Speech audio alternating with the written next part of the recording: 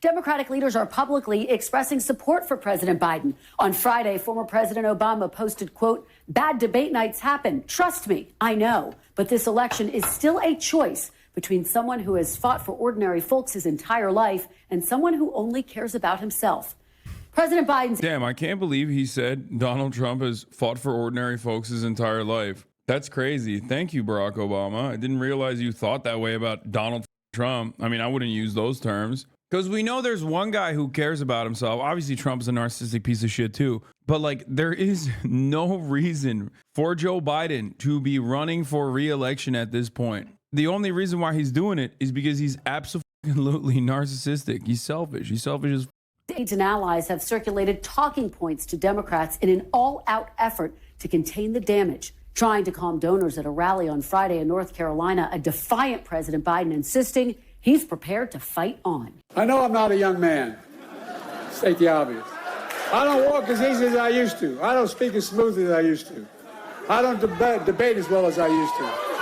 But I know what I do know. I know how to tell the truth. The decision is effectively President Biden's alone. At this point, if he dropped out of the race, he would free up his delegates to support another nominee. So far, the president and his campaign have indicated that he does not plan to step aside. On Capitol Hill, there are widespread fears about losing the White House, but top leaders are urging calm. You see a performance that gets the kind of reviews that that performance got, that would be cause for concern. That was strike one. If this were a ball game, he's got two more swings. Do you think President Biden's the best messenger for the top of the ticket? I'm a very big supporter of President Biden. He's been a great president. After the debate performance last night, should he step aside?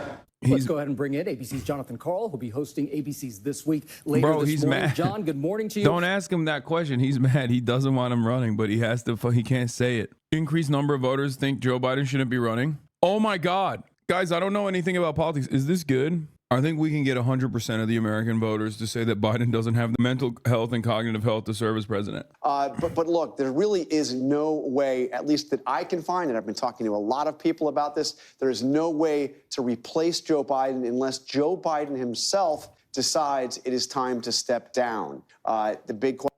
Yeah, they're having this conversation today as we speak behind closed doors, which is pretty crazy to think about. But Joe Biden is having this convo with his family right now. This is really damaging, too. Inside the White House, there are sometimes two Bidens. America saw the other one Thursday night. My look inside the White House on why Thursday left some Biden aides shaken and worried whether Biden could do another 4-year term. From 10 a.m. to 4 p.m., Biden is dependably engaged, and many of his public events in front of cameras are held within those hours. Outside of that time range or while traveling abroad, the other Biden is more likely to emerge in verbal miscues, become fatigued, and aides say.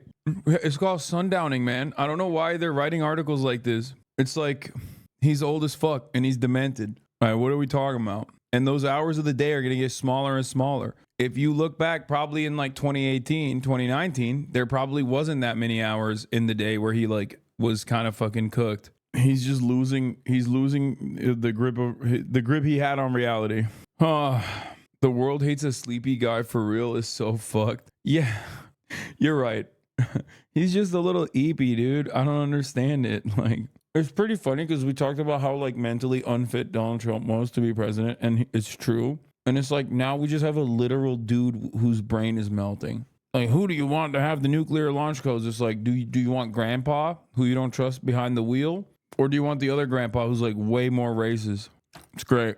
Wonderful stuff. American democracy. One is whether or not that could happen. Right now, I see absolutely no indication coming from anybody in Joe Biden's inner circle that is even under serious consideration. A new CBS YouGov poll out this morning that was taken after the debate finds that 72% of voters now say they do not think President Biden has the mental or cognitive. Is that good? I can't tell. Like, this is good, right? It's a good thing. Health to serve as president.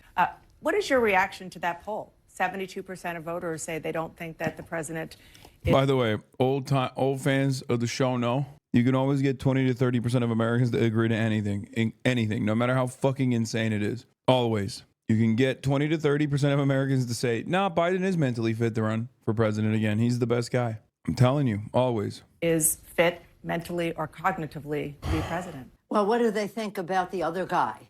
Do they think that he has the integrity to be president? Let us not make a judgment about a presidency on one debate. Let's talk about what it means to people in their lives. And that's why you're not seeing much change in the polls on this. The difference between Joe Biden and the former president is so clear. If you are a woman and you care about your reproductive freedom and your health, and women do, you see a complete difference between enforce a woman's right to choose on the part of Joe Biden and a ban on abortion with the other guy. If you're concerned about saving the planet, you're a young person, you're caring about the planet and its future. Joe Biden, the first person in the Congress to pass a resolution to study the climate change in the 80s, even before I was in Congress. A guy who goes to the fossil fuel industry and says, give me $1 billion so I can reverse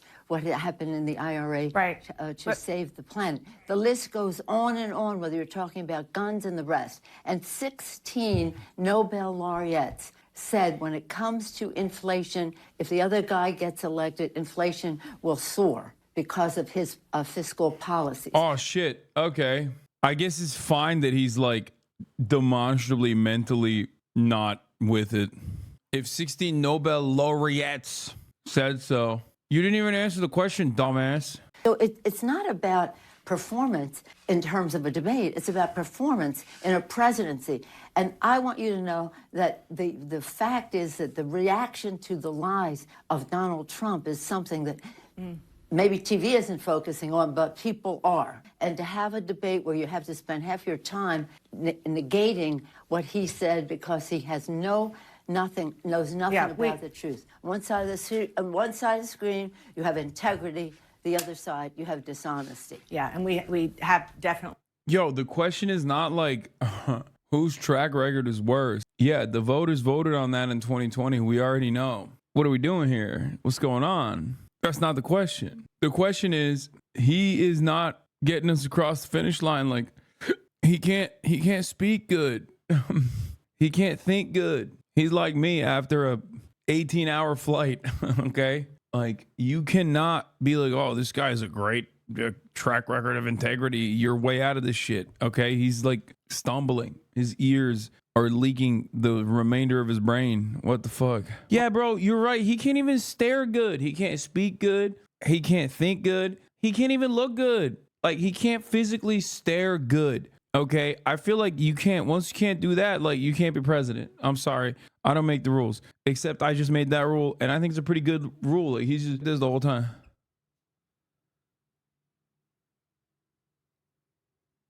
Doing that fucking Al Pacino face, bro. What you just did, Madam Speaker, was make the argument for Joe Biden's reelection in a way that he did not on Thursday night. Isn't that a problem? I don't think it's a problem. It's a bad night. I see everything as an opportunity. Okay, you want to contrast what these people can do in a debate? It's so funny having literally the second crypt keeper, 800 years old too. Like, what are we talking about? Like, why is she the one talking about this? Why is she the one being like, oh my God, I don't understand what you're saying about Joe Biden's age. I think he's perfectly virile. He's a snapping young man. He's a dashing young man.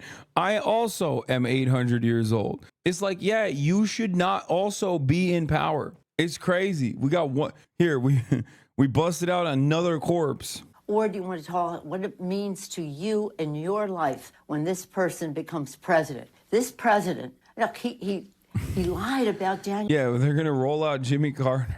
Be like, Mr. President, President Carter, sir, a lot of people have said that Biden's age represents senility. What would you have to say? And he's like, ah! Dana Bash like, and that was Jimmy Carter. How old can we go? How old can we go? We could go older. They should roll out the D-Day veterans again. The remaining 8 World War II veterans. Put them in front of a camera and be like, what do you guys think about how old Biden is? Then how can we make a judgment about how other people evaluate a presentation? So this is a dangerous person as opposed to a person who, again, saved our country from COVID. The first bill we passed, shots in the arms, money in pocket, people in jobs, children in school. This president with his denial and...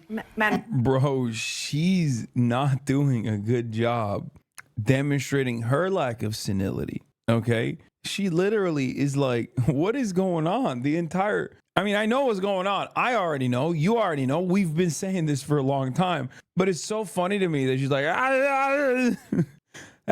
he's so good. He shot an arm. Money pocket. School open.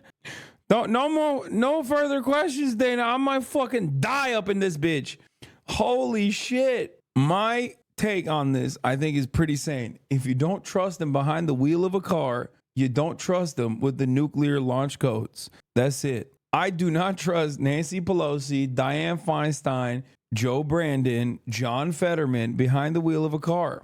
Okay? I just don't. They're so fucking old, man. Oh my God. New with Peter Baker, New York Times. Family wants him to stay in. Bro, they hate his ass. I swear to God, they fucking hate his ass. It's Jover. Yeah, you guys can fucking yell up and down and swear that Joe Biden is so good. He's just such a dynamo behind closed doors. It's just not happening. You can't convince the American public. The American public is already convinced that he's not. And at a time when you need those people to be like, oh, I want an energetic person who's actually going to fucking fight the good fight and not a cadaver. At a time when you desperately need that to win, you can't do that.